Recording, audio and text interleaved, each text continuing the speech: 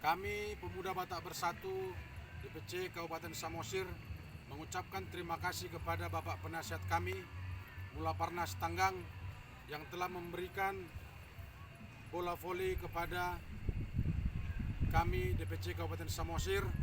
Semoga titipan ini menjadi amanah kepada kami, dan harapan kami ke depannya seluruh perantau-perantau yang ada di luar Samosir, yang berasal dari Kabupaten Samosir, memberikan hatinya kepada PBB Samosir seperti yang dilakukan oleh Bapak Penasihat